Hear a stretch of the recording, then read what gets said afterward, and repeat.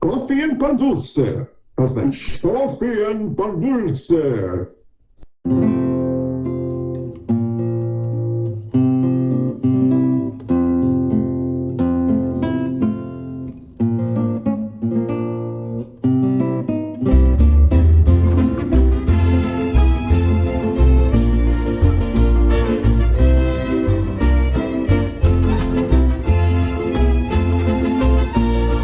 Barb Bacon, and I'm a community advocate here in South Charlotte. If I had my buttons on today, it would be, let's get some gun control. I'm tired of looking at the news and seeing this. Black Lives Matter in honor of our friend Joel. And let's have equal rights for everybody.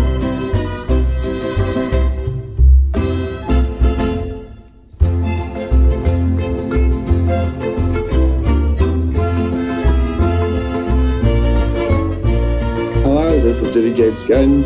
I am a community advocate here in Charlotte, North Carolina for LGBT women's rights with the National Organization for Women, gun sense laws with Moms and Men Action, and anything that extends equity to all. Thank you.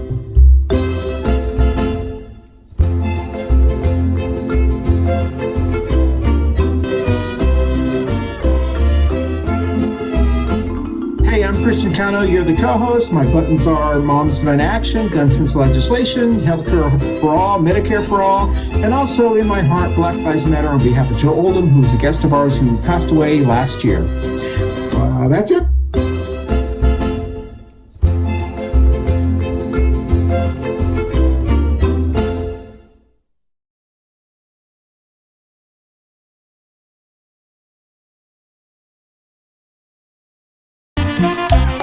Good morning, everybody.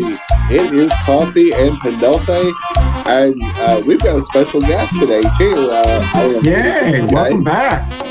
But we have Dr. B because we're gonna have a medical topic talking about COVID and some current statuses and quote some statistics and some medical stuff. So we always like to have Dr. B here as an actual brain surgeon versus Christian and I I'm not even sure if I can spell brain surgeon, but anyway, don't take medical advice from a talk show host. Just saying, right. I don't care who that includes me, all right? That's right. Consult with your physician. A lot of people take advice from Tucker Carlson, so. Yeah. Not anymore. Well, got his platform. He's on Twitter. Yeah, at least on Fox. Yeah, that's right. Yeah, I found that way too funny. Anyway, how are you doing, Christian? Doing good. Happy Pride Month, Jenny. Yeah. It is the today when we drop this is June 14th, July 14th, June 14th. Whatever. Okay, I'm sorry. June 14th. Flag Day. Where am I? It could be Pride Flag Day. See? Pride Flag Day. That's right. I should have brought the pride flags out. Welcome, everyone. As Jenny said, to Coffee and Pan Dulce. Coffee and Pan Dulce. I'm Christian Cano, one of your co-hosts, along with Jenny Gunn. Barb Bacon will be joining us, hopefully, momentarily. And then we do have our special guest back with us, Dr. B, Dr. Bohmfalk, who is a friend of the show. And great to see you again. And I know you said not to mention it, but he's got his banjo in the background, so maybe one day you'll play what you've learned. New banjo, the old banjo. Well, your new banjo. The new banjo. So how many banjos does somebody need? Right. Well, I mean, is it a question? Because I guess, is it like guitars? Is it like a certain brand that's like No. Well, it is that. But how many banjos a banjo player need is just one more. Oh, man. Just one more, and then it'll be that. That's almost like a fishing rod. They're kind of like, and all these kind of golf clubs, all exactly. That stuff. You bet. Well, as Denny said, today is June 14th, and our topic today is COVID. We'll be talking about who survived COVID, and so it's great to have Dr. B back. We want to thank all of those who join us on Facebook Live. I think I just said that. And those who join us on YouTube, and then the thousands who listen to us on your favorite audio podcast platform. We're going to go directly into, I wish Barb would be here, but we'll go into it anyway. We're going to go directly into Barb's current events.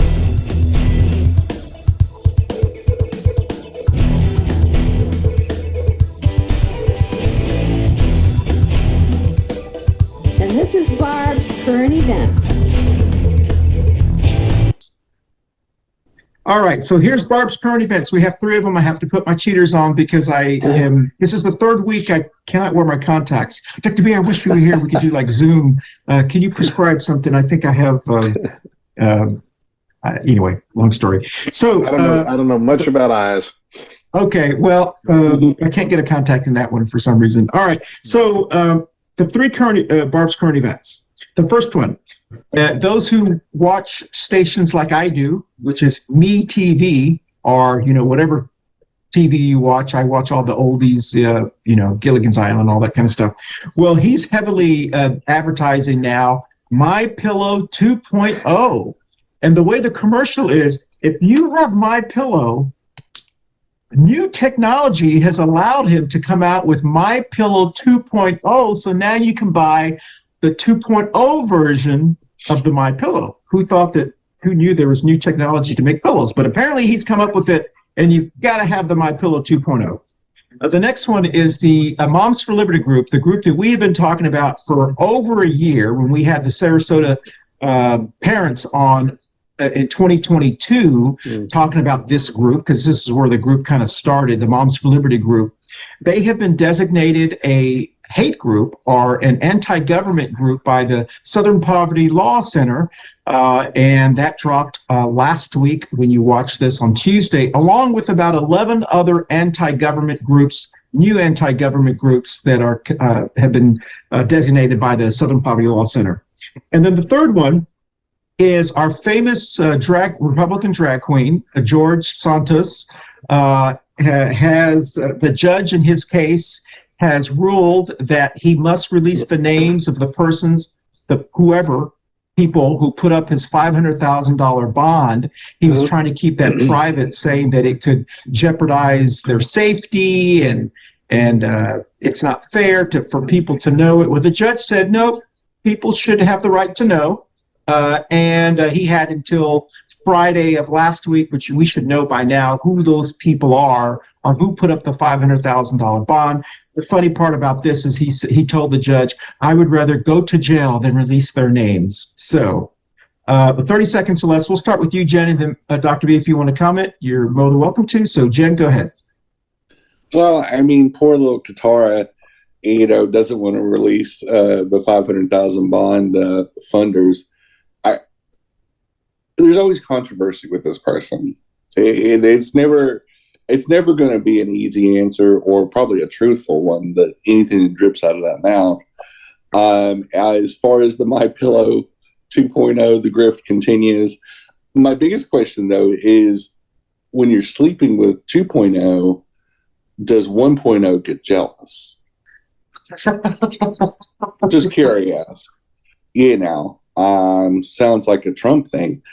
I forgot what the third time. Oh, the Moms for Tyranny. Moms for Liberty. Yeah. They are a hate group. They're a big part of this anti-trans thing that's going on in the different states. They were a big part of. They create divisive, false narratives to destroy public schools. That's their intentionality. They're a well-funded, well-organized group, a national group that is intended on privatizing public schools. And just recently, they passed something in Oklahoma to allow a Catholic school to get public funding. And so this is what they're trying to do, is they're trying to give over a multi-trillion-dollar industry of public schools and shuffle that money into church organizations and faith-based organizations. For the simple person, it's a huge cash grab. It's the reason DeVos is really pushing that, because not only does she have massive amount of money, but she owns her own private university and would love to be able to get her dirty little hands on public school money, because she could just Amway it out, and we'd have public schools by Amway and public schools by Bob's Burger Barn and everything else, which is a terrible idea, because the whole point of public schools is to have a locally elected oversight board, a school board, to make sure schools are well run, elected by people. and you can also fire them by the people. And so it's the most democratic, smart, sane way to run public education when you get into these segregated silos of privatization. It's not really about school choice. It's about segregation. It's about denying people access to schools funded by the public. And that's a big problem. Okay. Dr. B, you want to comment on any of those three? Well, a little bit. Yeah, I'm trying to regard this whole George Santos thing as just, the thing that's going to get taken care of. And we just have to be patient while it's taken care of, because he's just such a farce from the beginning. The second one, oh Lordy Jesus, Moms for Liberty. The pillow thing. Yeah, similarly with the pillow thing. I try not to devote much attention to any of these things, because they're just kind of sideshows. Like so much is kind of going on. The Moms Against Liberty, yeah, I think that's kind of part of this whole huge movement that's doing all these things, like banning books and all that other kind of stuff. And one by one, they're getting overturned. I just read that some, thing about denying treatment to young people who might be trans. They passed a law, and then the judge kind of ruled against it. So, God willing, sanity is going to prevail, because it's like, we kind of proved that public education is a good thing. And so I just hope that this is going to be a passing culture war, and that, before I die, I hope that the country's going to come back to some sort of common sense about all this. And say, yeah, we kind of had it right. That aspect we kind of had right back in the 40s or 50s or whatever. And, public education is best. So I try to ignore all the rest. That's an excellent point, Dr. B, because I actually was having that conversation on the way back from the mountains yesterday, which was a Tuesday, because we tape this on Wednesdays, about when that broke about the Florida judge. And Jenny had that on her show that comes on after this one on Two Queers in a Truck. Florida judge came out with a ruling. And what I was saying weeks, and then the drag queen ruling was overturned or declared unconstitutional in Tennessee. And, there are 400, I think Jenny has the data, 400 and something anti-LGBTQ bills that have been proposed, 90 something or 70 something have been signed into law. And one of the things that those of us who have gone through this before know that this fringe anti-hate groups, they know much of this is unconstitutional. They just throw it all out there because they think, what do I got to lose? It's going to take them a couple of years for it to be ruled unconstitutional, but at least we can stick it to them in the meantime. So those of us who have the mental capacity and the skill set to wait it out, so to speak, it's frustrating.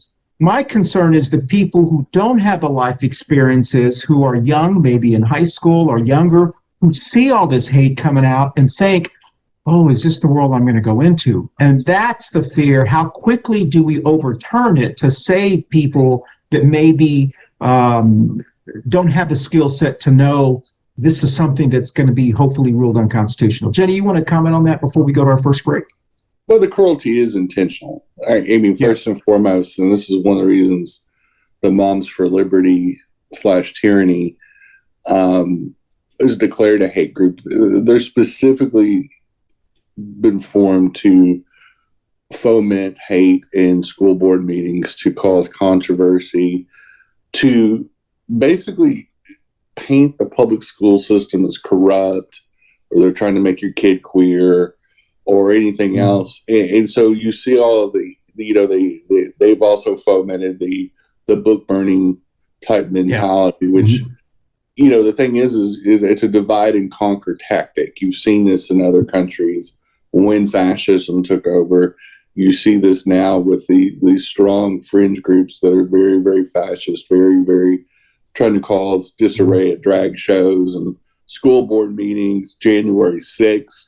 Prime example, ultimate example of, even though I'm certain that most of them don't realize they couldn't have overturned the election, but the point was to show we're still here. You're still going to be accountable to us and us only, and we don't like sharing power.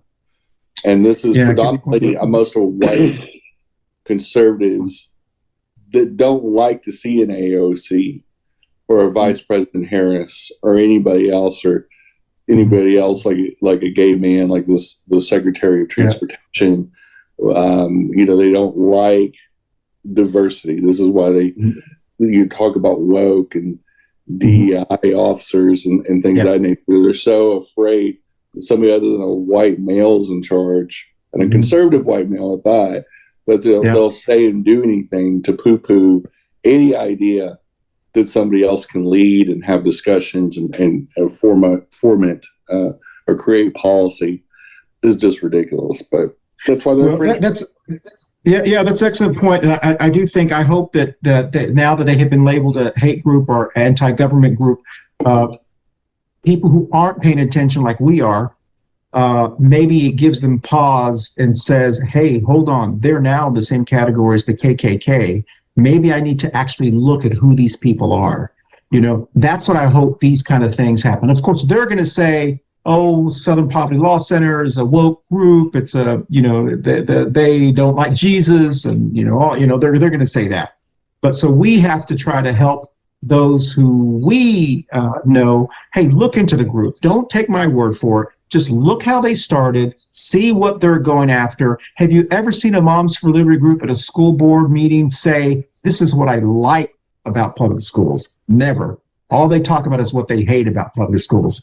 The George Santos thing, I think this is really important. One of the reasons I think it's important for us to know, our taxpayers or whoever, to know who put up the money. He is an elected public servant. We have to know who gave him $500,000 to get out of jail. That's something you can kind of hold over somebody. I mean, all I know is if I ever do something, knock on wood, I hope I never do, and I call you, Dr. B, and I say, I need $1 million bond, I think I would be beholden to you, don't you think? Sort of. There is some... That just seems logical. I mean, he's not just an ordinary Joe. Well, it goes back before that. Whoever gave him the millions of dollars money to run for office, that's kind of what we're kind of waiting to find out. What kind of fraud went on with that? And I'm sure I pray that's kind of in the offing, and hopefully we'll find out something soon. But it's really kind of annoying that the wheels of justice have to turn so slowly. I mean, it almost makes you wish for the old days on the range when they caught a wrestler and string him up, but. That's not good, but it's hard to be patient with the due process. But in the main, it's a good thing, and I would appreciate it if I ever got myself in a jam. Yeah, exactly. Well, Jen, real quickly before we go on break. And, the United States Congress is the upper management of our government. They control a lot of the policies, a lot of the financial policies. We need to know who is bailing the guy out. Sure. Because it may be a lobby group. It may be something of influence. You think? It may be something. Well, I mean, we all know the answer. We all know it's somebody tied to him, but we need to know who that is. We need to know if he's sitting on a committee that influences that. If he's sitting on a committee of ways. I don't think he's on any committees, is he? I thought he voluntarily withdrew. He voluntarily took off. I mean, he can still vote and everything, but I mean, it's Jenny. Good point, Jenny, because he could be voting on something, and this could be, who knows? It's probably the same guy that's been given money to. It's probably the Supreme Court sugar daddy. Clarence Thomas, right? Yeah. Clarence Thomas, sugar daddy. Good old Texas, good old Texas boy. Exactly. Yeah. Hey, Jed, hold your thought. We're going to go on our first break, and we'll come back, and you can finish your thought. Then we'll go into our topic. So we'll be right back on Coffee and Pan Dulce right after this. Hey, y'all! Thanks for watching, and support our local Black and brown businesses, including our sponsor, Manolo Bakery. That has some fabulous pastries, food, cheesecakes, all kinds of specialty cakes, squallies, and much, much more. Some of the best food we eat in Charlotte, North Carolina. Again, Manolo's Bakery, right here in East Charlotte. Thanks for watching.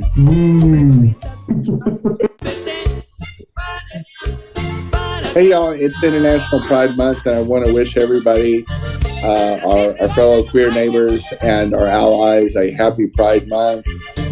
Spend money in Target, and your local queer Black and brown businesses as well. But happy Pride. Thanks for watching this show, and be safe out there. Happy Pride. Happy Pride, Dave. Hey, y'all, we want to do a special shout out to everybody that is going to celebrate Juneteenth this coming week. We appreciate you as our neighbors, and we hope that all the communities of color have a very happy holiday and a very happy June, and we appreciate you. We see you. Love y'all. Bye. All right, well, welcome back. And today, Jenny, you want to finish your thought before we go into our topic? I mean, when we talk about, voting reform and governmental reform and election reform, the conversation needs to always be, let's keep everything above the table. Is that if you run for office, I don't care who donates to you as far as who you want to solicit, but we need to know who that is. We need to know who's buying you. I don't care whether it's Jeff Jackson, George Santos, Kevin McCarthy. I would like this standard applied to everybody. If this was Nancy Pelosi on trial right now, I would still be asking, well, I want to know who owns Nancy Pelosi, who buys their votes, who buys their influence, who has their ear. That's democracy in action, is that we always, every time we get in trouble with a government scandal, it's always because there's no transparency. Yeah. And absolutely, to keep democracy alive, you need transparency. Exactly. Good. Excellent point. Okay. So today's topic, COVID. About a month ago, maybe you guys can correct me, or Dr. B, I believe the World Health Organization declared that it was no longer a global pandemic, that it's now, is it epidemic? Is that the term? I'm not sure what they use. They downgraded it from like a Hurricane 5 to a Hurricane 4. So it's no longer a global pandemic. It's now, so it lasted probably about 2.5 years, I believe. We looked over these numbers right before we started taping, and here in the United States, it looks like the total reported by the end of May is 1,101,771 Americans passed away. There were a total of about 99 million cases, 99.5 million cases that in the United States. That's just here in the United States. And we were looking at the graphs, and Dr. B, you may have some graphs that you may want to share during this show as well. But I can tell you from personal experiences, my family, I lost 2 great uncles. We have a very close friend of ours here in South Charlotte that lost a parent. And they, from all walks of life, as Jenny has said many times as we've covered COVID, that COVID didn't care whether you're Republican or Democrat, conservative or liberal or progressive or whatever. It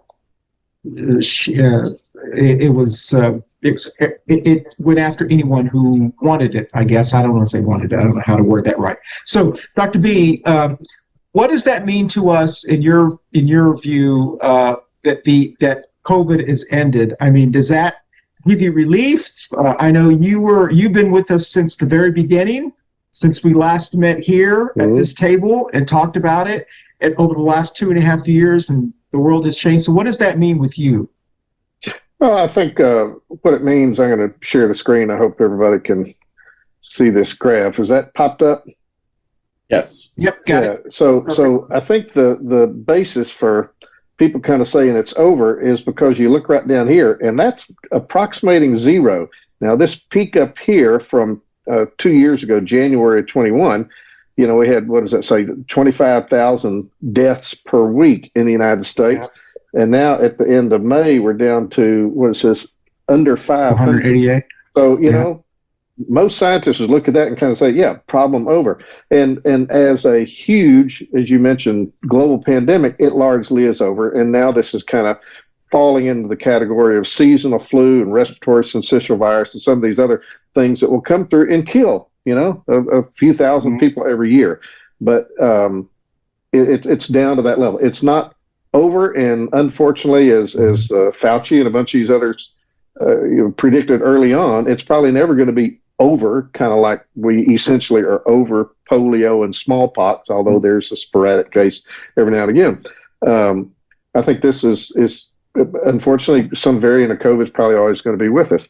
And we've learned a whole lot about it. We've learned that it can mutate, and that new variants can kind of pop up and do different things. But I don't think we need to be panicky about it. I think we need to be wary. And you made that comment, about people who wanted to get it. Well, it was people who had all these, I think, misdirected concerns about the vaccine and whatnot. So they weren't going to get vaccinated, so they got it. That was almost willful, wasn't it? And more of those turned out to be conservatives who didn't trust the government, right? And unfortunately, a lot of folks who got it also turned out to be minorities who, for a lot of different reasons, couldn't get the vaccines even though they wanted. And so there is a racial inequity in the whole COVID experience that's bringing to light a lot of other racial healthcare inequities in our kind of non-system of healthcare that we have here. But so anyway, in sum, it's essentially over, but it's always going to be a little bit with us, if that makes sense.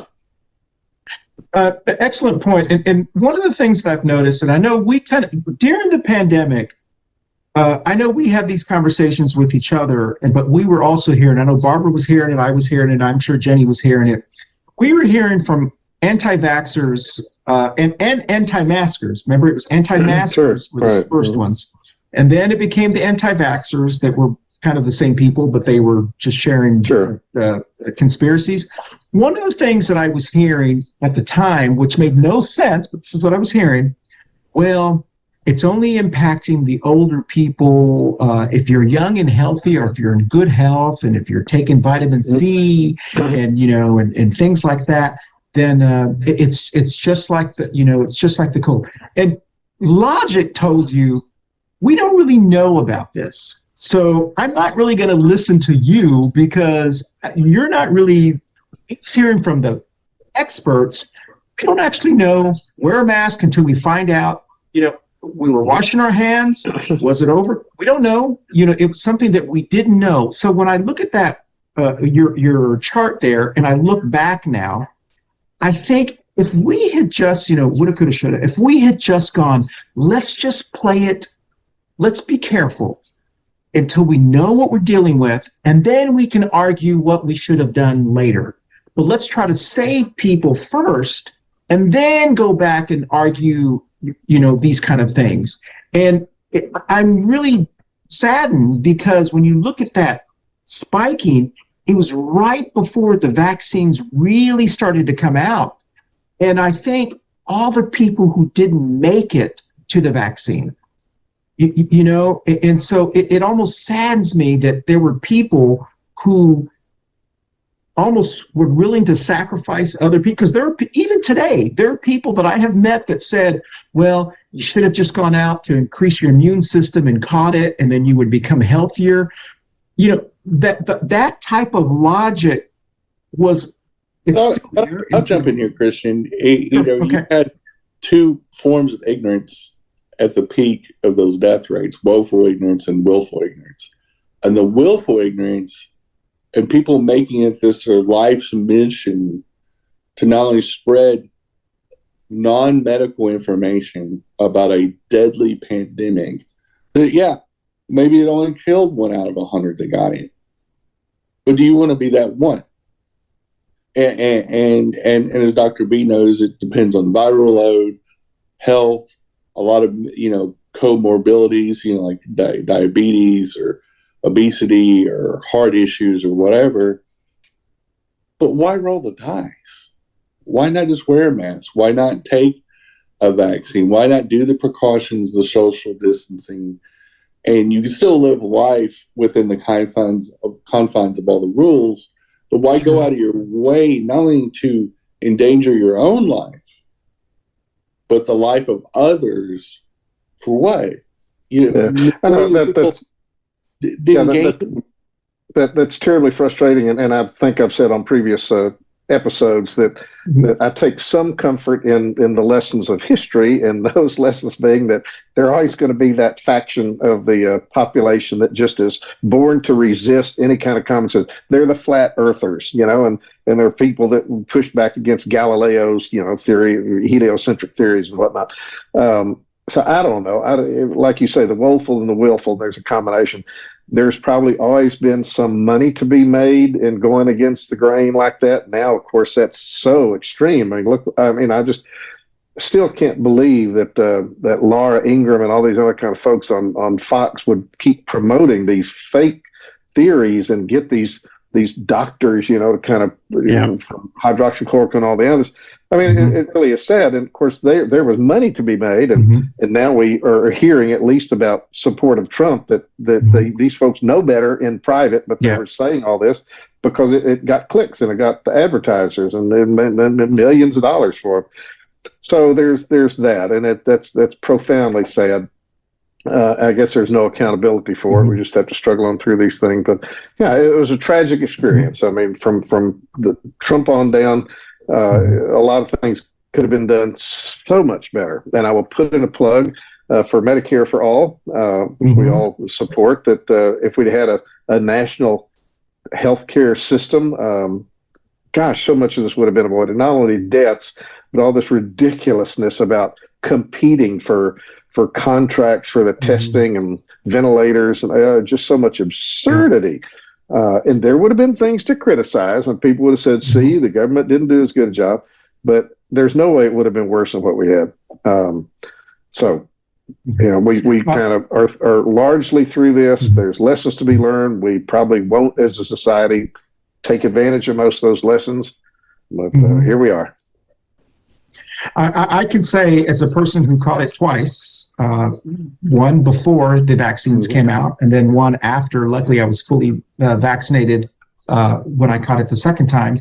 The first time, I was really nervous. And I remember thinking, as I was going through it, what would I have done had I not had insurance? Had I not had access to a doctor who I was able to teleport with? I guess that's what we were doing at the time. Who gave me the stuff I needed because I had caught pneumonia up here. And I think of the people who, especially people who don't have the means, who are many Black and brown communities, who think, I'll be okay, I'll get over it, and stayed at home and maybe pass it along to other people in their household and so forth. And one of the big concerns that I had when I kept hearing a lot of stuff, people who weren't wearing masks, and we talked about it one day on this show about when Omicron came out and the other varieties, that was it was called, is one of the responsibilities that I had, and the reason I wore a mask is to help it, to keep it from mutating. Sure. And so just because I was a healthy person, I still had a personal or like a moral responsibility to help it, to keep it from mutating so it wouldn't get worse if it got to someone else. And so I always found those people who weren't wearing masks at the time very selfish, because it was like their attitude was like, I don't care if it mutates in me. I'm healthy, but how about when you give it to somebody else? And so I don't know, Jenny, you were pretty regiment during that time. I really tried to limit my contact with large groups of people, especially large groups of people indoors in groups where I don't necessarily know their habits. In a mixed event or some type of party event, I'm going to be a little bit more cautious than if it was like the LGBT Dems and there's only 10 of us in a room. You made certain gambles because every time you went out during the height of the pandemic, because there were so many people that had caught it and didn't know they caught it, especially before the vaccine. You even go to the grocery store, even going out in any situation is a calculated risk. But I help my odds by always keeping masks of some sort in my car, in my handbag, making it available so that it just became a habit. Even working out in the public, I made sure that I always had a mask on, especially when I'd go inside a restaurant or a store to pick up merchandise. And it's just like martial arts. You'll do the same kicks and the same punches thousands and thousands of times, not because you're stupid, but you want to make it easier. You want to memorize that move to where it becomes just a normal habit. It takes 3 weeks to form a positive or a negative habit, studies say. And one of them was masking. Masking is not a normal thing unless you were, or a typical thing unless you were a dental hygienist or a firefighter or a physician. Especially a surgeon, where it's part of your job to, is to wear certain pieces of equipment, and things of that nature. But I did want to segue a little bit off this topic, but talk to Dr. B about the new Inflation Reduction Act allowing Medicare and Medicaid to negotiate prices on pharmaceuticals, which is a huge win for the taxpayer, a huge win for people wanting benefits and lowering co-pays and deductibles and that sort of thing. A, how do you feel about it? And B, do you think it was about time that we allowed Medicare to do this? Hey, Dr. B, hold on one second. Yeah. That's a great question, Jen. We'll get to that right when we take our second break. So we'll perfect timing because Barbara has joined us now. So we'll be right back right after this on Coffee and Pan Dulce.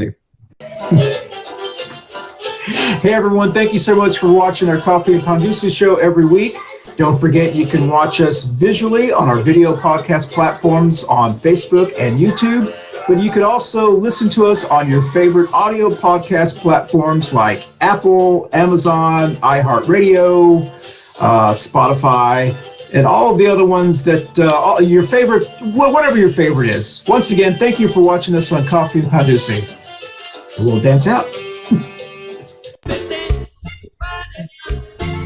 Hey y'all, it's International Pride Month, and I want to wish everybody, our fellow queer neighbors and our allies, a happy Pride Month.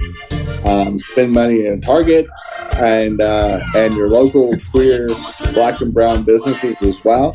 But happy Pride. Thanks for watching this show, and be safe out there. Happy Pride. Happy Pride, babe. Hey, y'all, we want to do a special shout out to everybody that is going to celebrate Juneteenth this coming week. We appreciate you as our neighbors, and we hope that all the communities of color have a very happy holiday and a very happy June, and we appreciate you. We see you. Love y'all. Bye. And here we go. Well, welcome back to Coffee and Pan Dulce. And I'm sorry, Jenny, to interrupt you, but you know how I'm trying to be like you on your show and stick exactly to the time. Because, you and I can talk forever. So that question again, Jen. My question to Dr. B, and now that Barbara came on, she can answer after Dr. B. But my big question is that, even though it's off the COVID subject, but it's kind of important to COVID and fighting COVID, is that part of the Reduce the Inflation Act and all the legislation that passed in 2022 was designed to give Medicare and Medicaid the tools to be able to negotiate pharmaceutical costs. For Medicare and Medicaid is to reduce the cost and we pay a fair market price versus a jacked up price.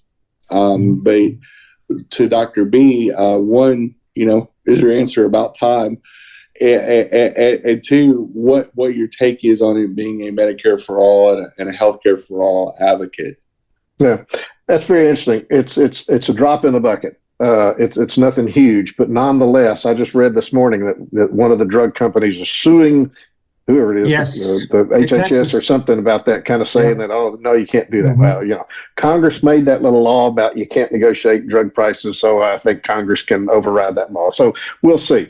But no, it's a wonderful first step, but it's minuscule.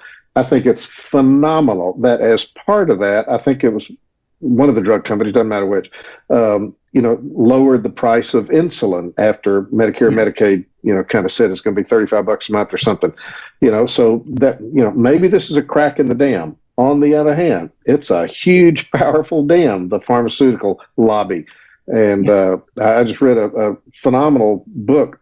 It was a very deep book, not your average beach read, that talked about how deep their tentacles are into research and the reputable journals like the AMA Journal and New England Journal of Medicine, that the pharmaceutical companies are basically slicing and dicing the information before they even give it to the people who write the medical article. So it's already kind of the fix is already in.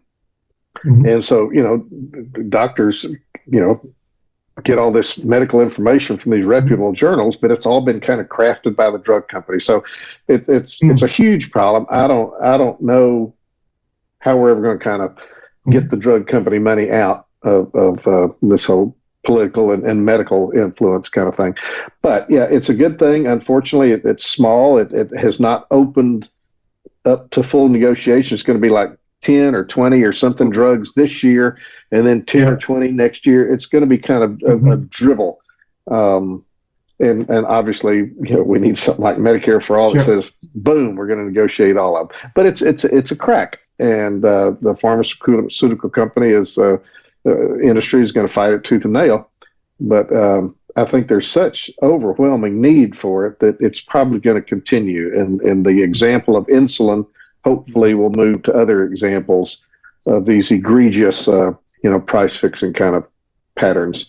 So, stay tuned. We'll wait and see. Well, unfortunately, they're not doing anything about the infusion drugs. And those are the ones that are so expensive. You've got GoodRx now and some of those other vehicles where if you've got the card or about it, the person checking you out will look up the price and you can pay. But it's not the expensive drugs. So it's little bits, but I come from that industry and I always thought it was disgusting. Every time they talked about a price increase, I almost got fired once. I said, we are not raising the price. Parents are already calling, complaining about what they're paying for our drug. And you're talking about disabled kids and you're going to strap the family more? That's ridiculous. So somebody else can get a really big bonus? I don't think so. But that's just the way it is. Yeah, and the other thing is that the pushback from all the folks that are on the side of the drug companies, whatnot, is, if you let this happen, you're going to stifle innovation. And I just want to say right here, that's not the case. Their innovation in pharmaceuticals goes on around the world where they do have negotiated prices, and it's just kind of obscene what they're getting away with in the United States that they don't get away with in other countries. So anybody who's listening, please be aware that there will still be plenty of innovation. Most fundamental drug research is paid for by the government already through the National Institutes of Health and university med school grants and things like that.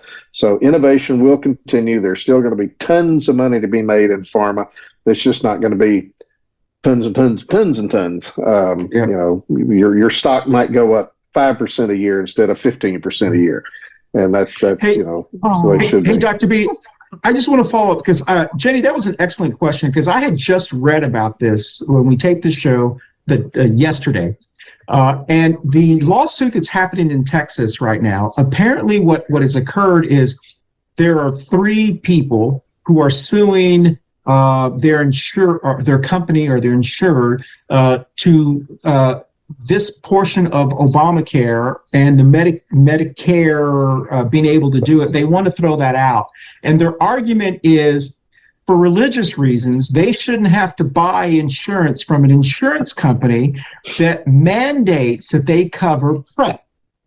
And that it is an example that they're using because they're saying for religious reasons, by mandating PrEP, it promotes homosexuality and gay sex. That's their argument. That argument has gone to, and you're violating the insurance company's First Amendment and Fourth Amendment to free speech to sell whatever they want to. So they've gotten all into this. So they use the premise of PrEP and gay sex to do the lawsuit, and it actually was ruled in favor of them. The appellate court or whatever, they put a stay on it. And right now they're deciding whether they're going to stay all of it around the country, or they're just going to allow those particular plaintiffs to not have to buy insurance. And the judges are very skeptical because they're saying, regardless of whether there was PrEP, you just don't want Obamacare. And so it is it's considered like a lawsuit to watch, because this could upend women being able to get mammograms. This could upend a lot of basic screenings that you do right now. And so they basically are saying that the government should not be able to negotiate because it violates the insurance companies' First and Fourth Amendments. But my question to Dr. B and Barbara is, don't they already negotiate with Aetna, with Blue Cross Blue Shield, the price of what? So they already negotiate. So I guess they just don't want to negotiate with the government. I mean, does anybody? Well, I understand. Go ahead, Barb. Well, back when I was negotiating prices, it was law that the federal government got the lowest price, but that doesn't exist anymore. The VA must get the lowest price, but I don't remember when it was. It was like a year after I was gone, and all of a sudden, the guys that used to work for it said, "Oh my God, all bets are off, and we don't have the leverage with the feds anymore." Now, so politics got involved, and now it's all about money. So, but when it comes down to big hospital groups, yes, the companies negotiate those prices, but it's more on volume than anything else.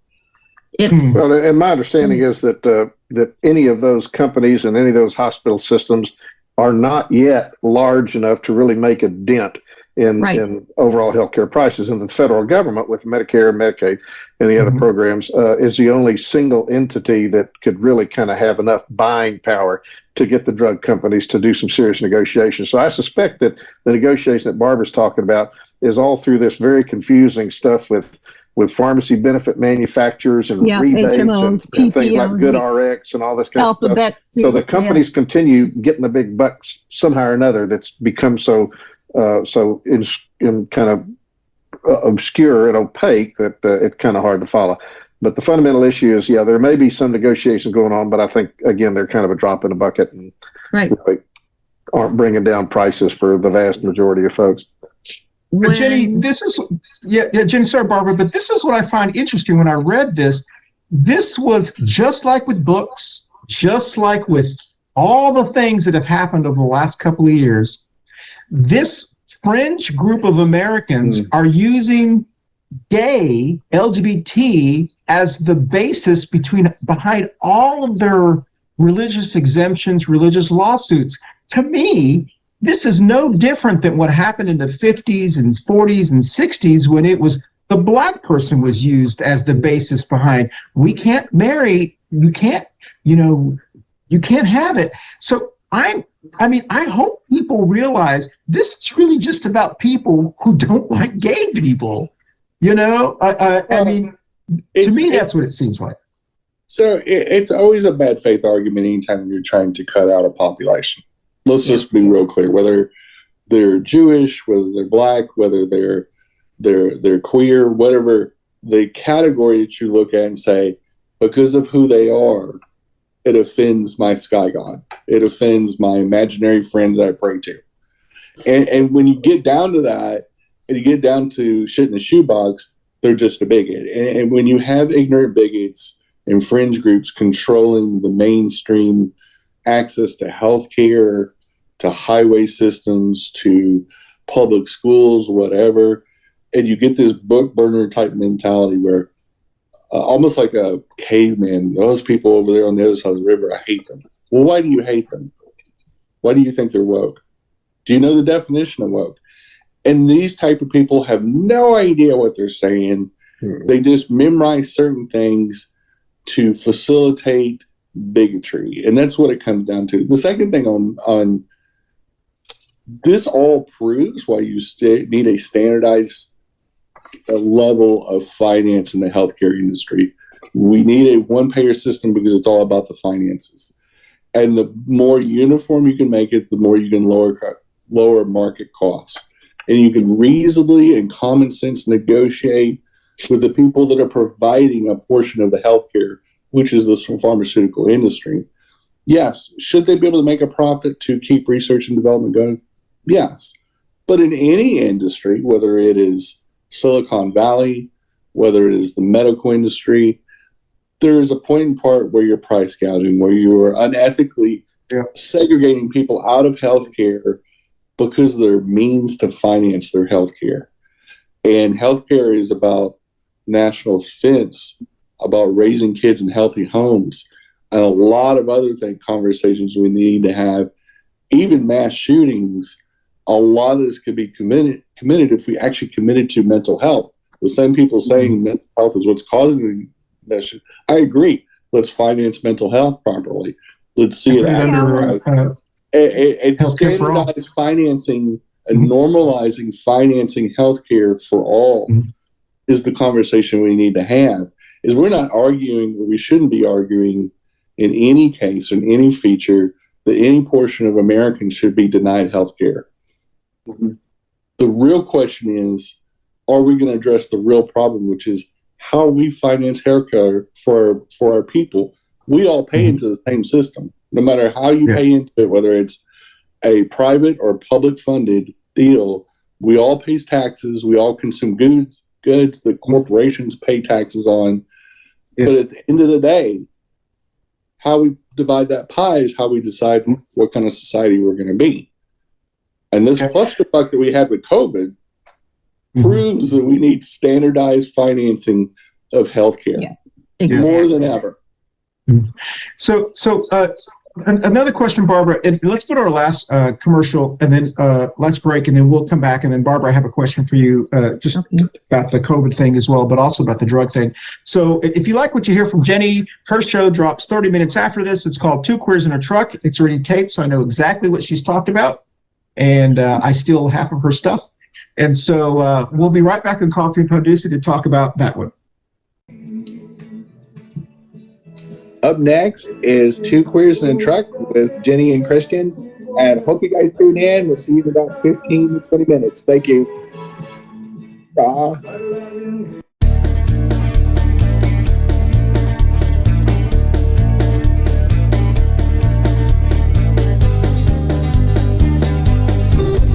And this is the Pendejo Chronicles.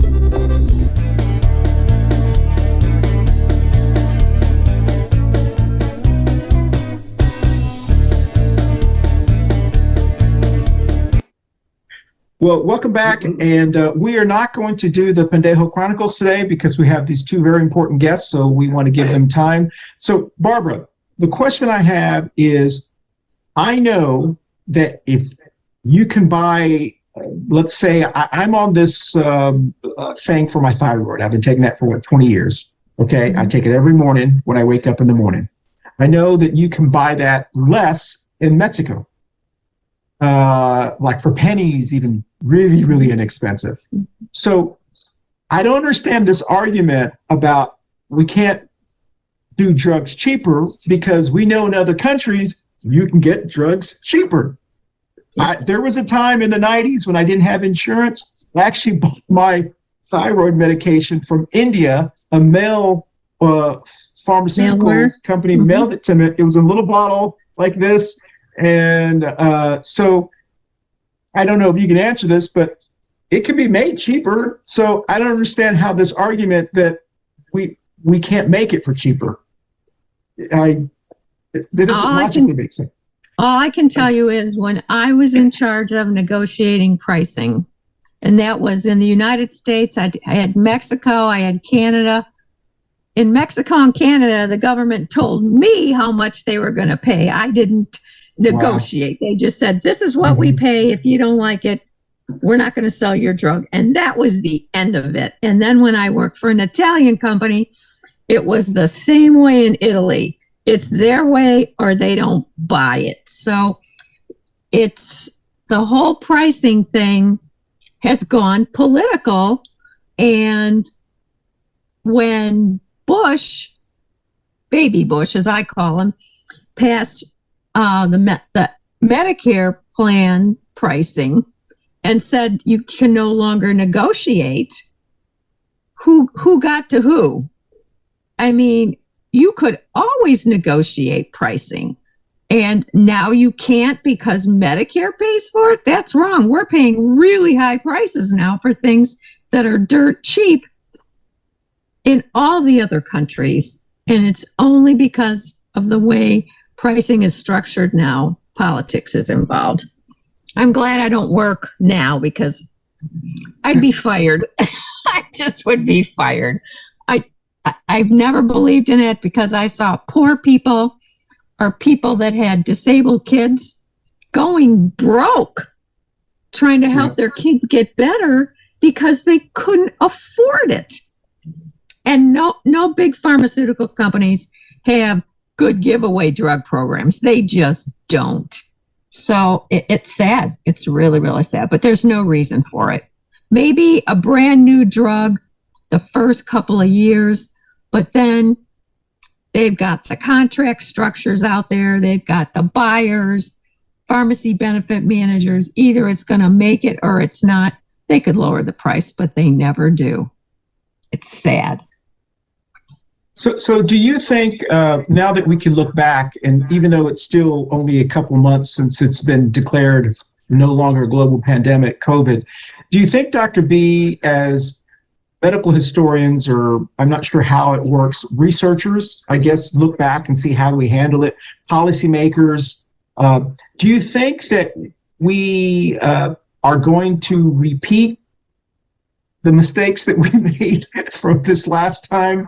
I mean, do you think the Baby Zs and the millennials are going to do the same, when the next one comes around? I mean, what are your thoughts on that? Well, I think it depends on the political mood of the country at the time. I mean, I think this was rather bizarre that we had such irresponsible leadership from the White House in this, that led all these bits of misinformation, maybe that could happen.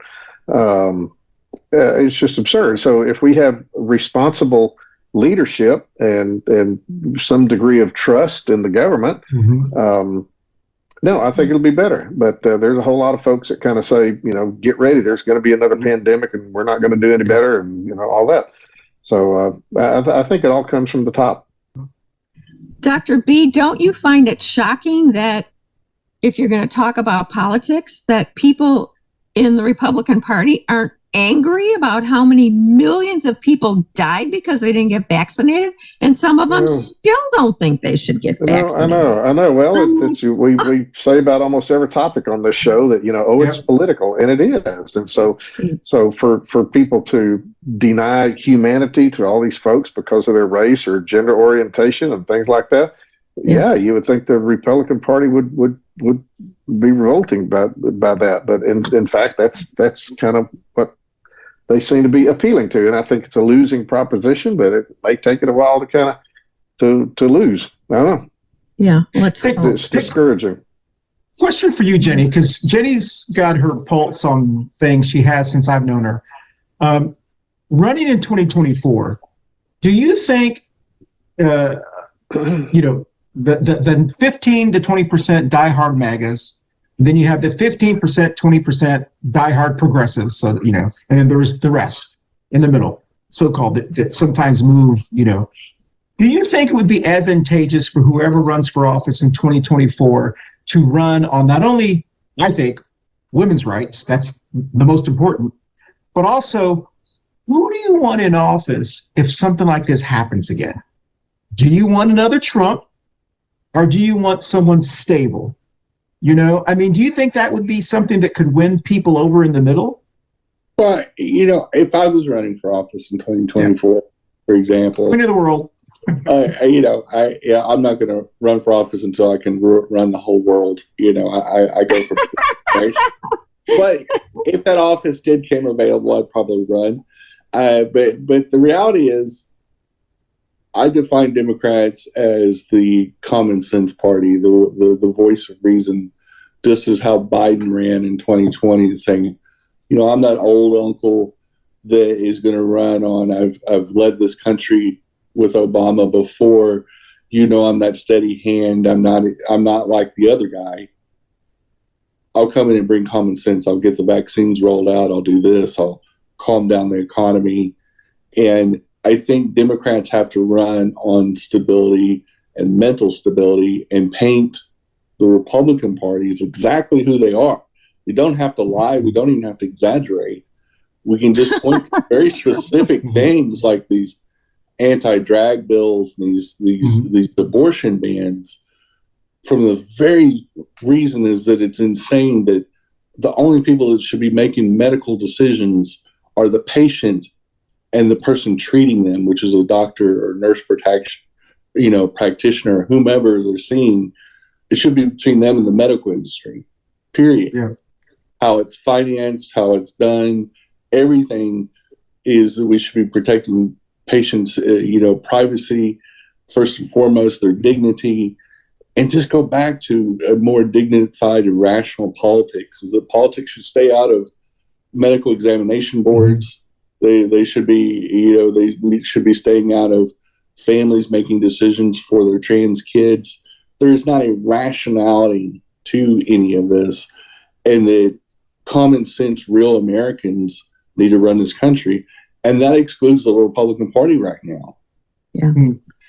But what I don't understand, Jenny, is why in some of these really specific cases aren't the families going, that school board member that got involved, that woman was in that child's medical issues. That's a HIPAA violation. Why aren't they going after these politicians and suing the living hell out of them? So they're starting because they have no right to even know that information.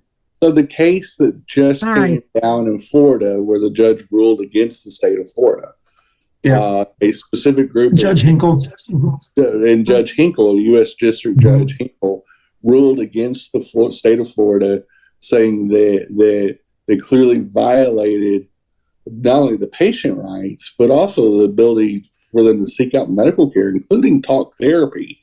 And to be able to ban that is the judge says, a form of thinly veiled form of bigotry.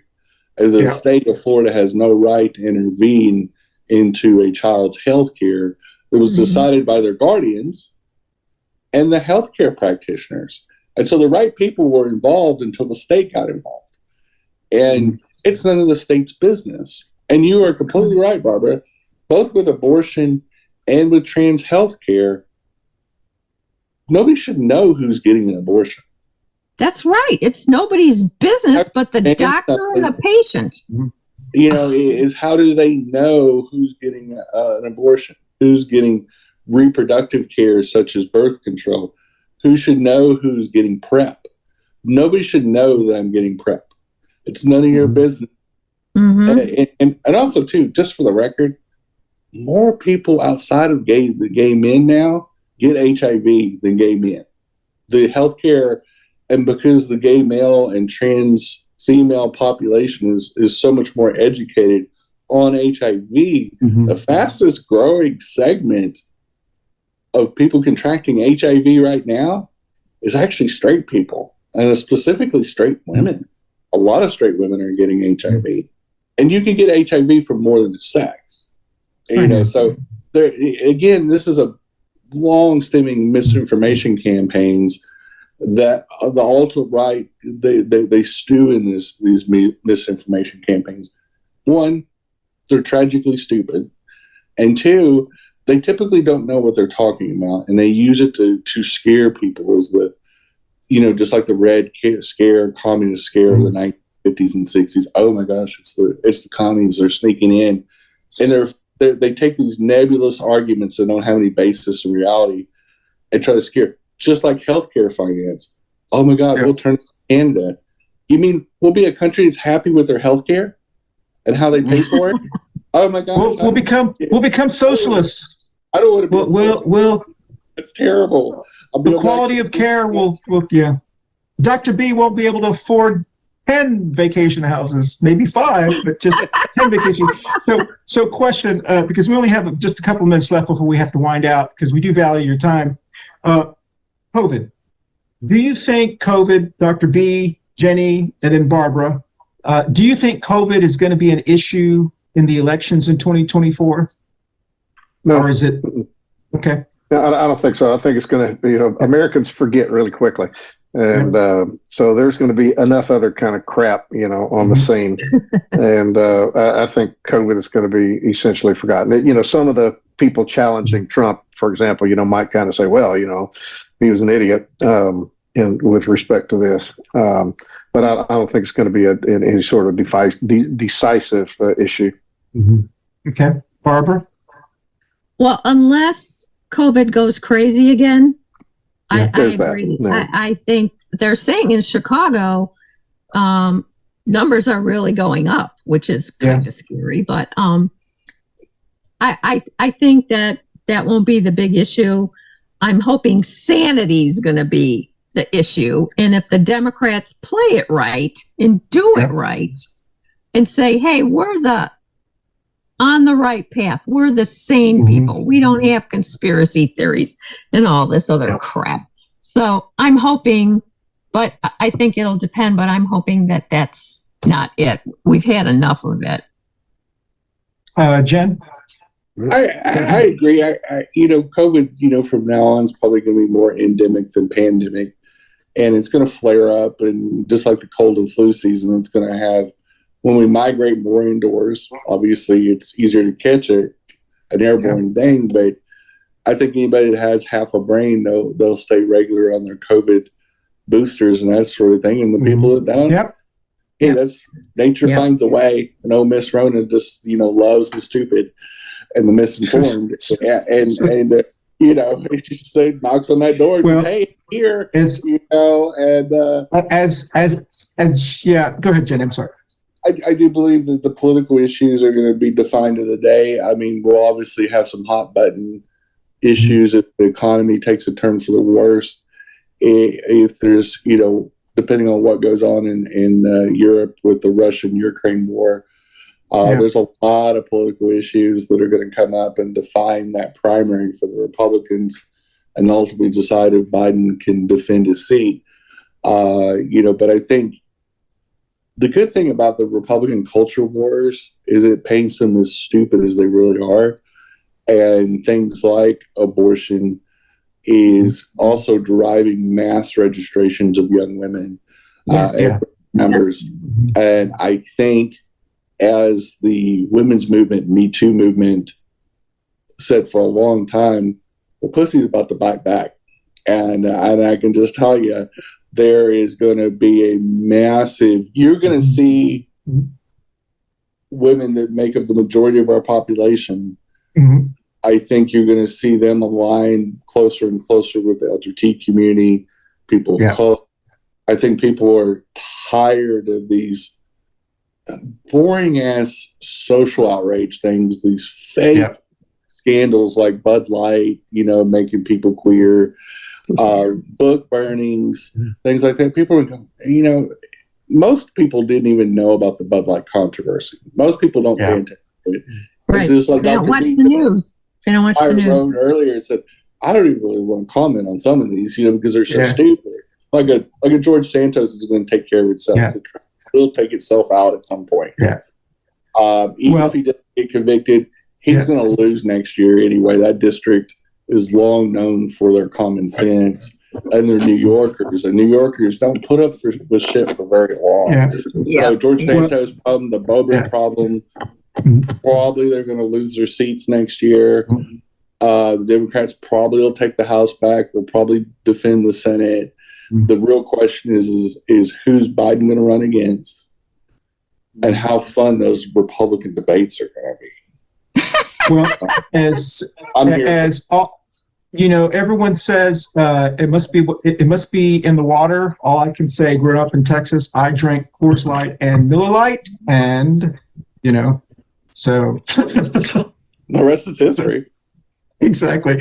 All right, well, thank you everyone for joining us. We're going to go around the Brady Bunch screen in 30 seconds or less. Please tell us where you're going to be the week after June 14th, which is Father's Day weekend, believe it or not. So already halfway through Pride month, and we'll start with you, Jenny, and then go with Dr. B, and then we'll end with Barb. So go first, Jen. Well, I'll keep doing Pride things, even though Charlotte Pride's not till August. And also, too, for the people that celebrate Juneteenth, whether you're an ally or a person of color, there will be Juneteenth celebrations all over the country in and around that weekend. And happy Father's Day to anybody that's a father figure or a mentor or just wants to be a daddy. But there's a lot of celebrations in June and July and August, and so I'm just loving summer. I will have just attended the graduation from high school of our first grandson here in Charlotte, and we will be headed back to Colorado for the summer. So if there's an occasion for me to be back on the show, nobody will be able to tell, but it'll be kind of coming from the beautiful West.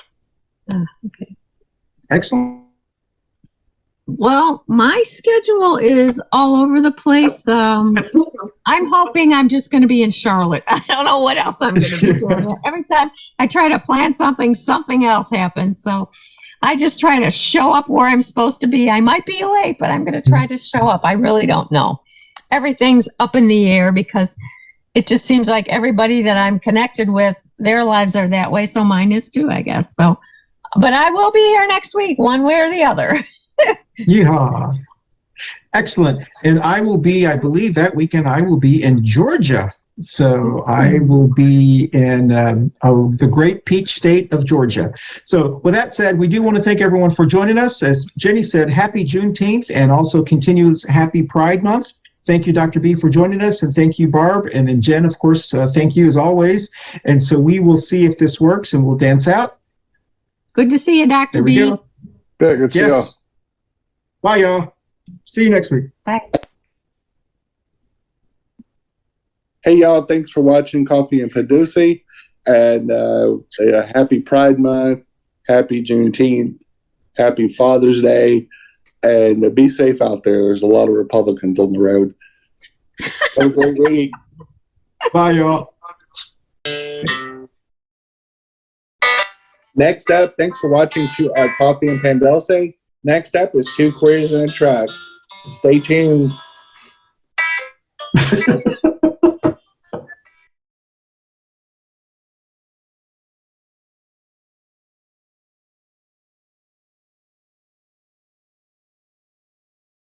Give me a second. When you hear the music, we will have started.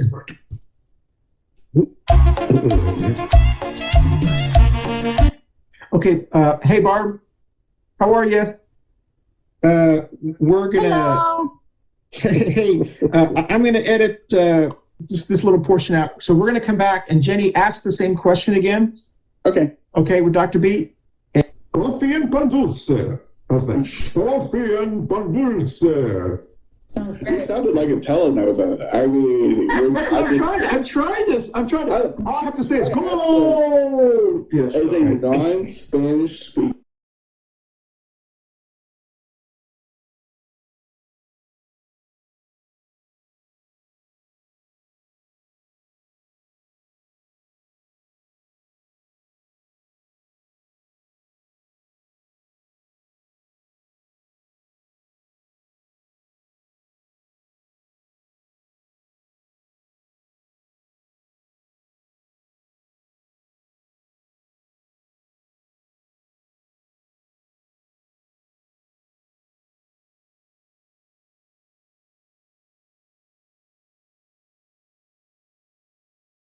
Coffee Pan Dulce.